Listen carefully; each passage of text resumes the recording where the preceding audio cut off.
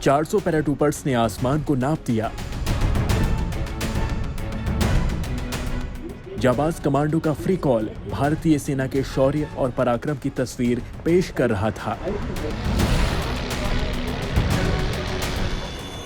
Helicopter की गर्जना से रेगिस्तान गूंज रहा था। टैंकों का शोर दुश्मनों को डरा रहा था।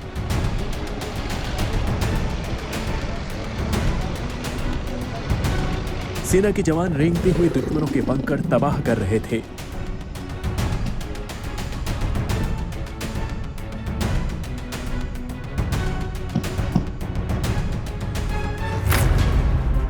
यह है कोरोना महामारी के बाद सेना के सबसे बड़े युद्धाभ्यास की बानगी।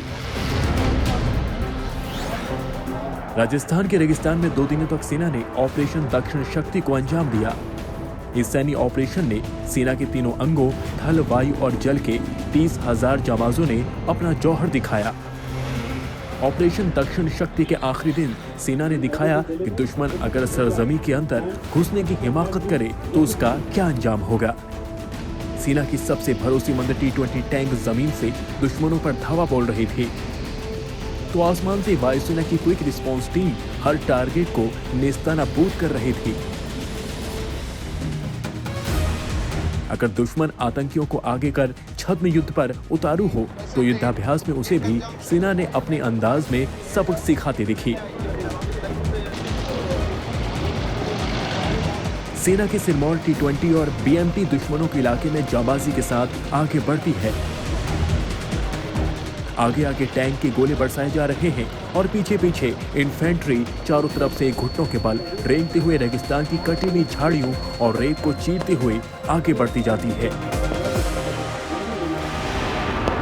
दुश्मन के बंकर को तहस नहस करते ही आसमान से फ्लेयर दाग कर जीत की सूचना दी जाती थी और जोशीले नारेबाजी के साथ दुश्मनों के बंकर को अपने कब्जे में ले रहे थे। युद्धाभ्यास के आखिरी दिन सेना ने हेलीकॉप्टर, आसमान से पैरा जंप के जरिए कमांडो का फ्री कॉल और स्वार्म ड्रोन तकनीक का इस्तेमाल किया गया। मैकेनाइज्ड कॉलम्स यानी टैंक और BMP का भी युद्धाभ्यास में इस्तेमाल किया गया।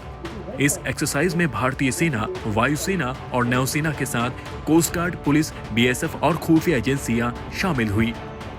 सेना प्रमुख नरवणे की मौजूदगी में गुजरात के कच्छ के रण से लेकर राजस्थान के मरुस्थल तक चल रहे सैन्य अभ्यास में सेना ने अपनी पारंपरिक और मॉडर्न तकनीक का बेहतरीन ढंग से धरातल पर प्रदर्शन किया। पहली बार युद्धाभ्यास मानव रहित भी किया गया। एक्सरसाइज दक्षिण शक्ति 20 तारीख से लेकर 26 तारीख तक गुजरात और राजस्थान के सेक्टर्स में की गई। इसमें खासूसियत ये बात थी कि ये ट्राई सर्विसेज के अलावा इसमें तमाम स्टेट गवर्नमेंट एजेंसीज का भी पार्टिसिपेशन रहा। यह अपने आप में एक बहुत महत्वपूर्ण एक्सरसाइज थी जिसका मेन उद्देश्य इन चीज़ों को वैलिडेशन करना था कि आज के दौर में इंटेलिजेंस, सर्विलेंस और reconnaissance grid with artificial intelligence, इन तमाम उपकरणों का इस्तेमाल करते हुए किस तरह हम भारतीय सेना को और मजबूत बनाए। दक्षिण शक्ति युद्धाभ्यास का मकसद देश में थिएटर कमान बनाने की तैयारी के लिए युद्ध की परिस्थितियों में सशस्त्र सेनाओं के साथ मल्टी एजेंसी यानी खुफिया और सुरक्षा एजेंसियों से बेहतर तालमेल स्थापित करना है। देश में सेना के तीनों अंगों थल सेना, नौसेना और वायुसेना की साझा कमान बनाने का काम चल रहा है। थिएटर कमान बनने के बाद देश में तीनों अंगों के अलग अलग कमान नहीं होंगी, बल्कि थल सेना, वायुसेना और नौसेना की इंटीग्रेटेड कमान होगी।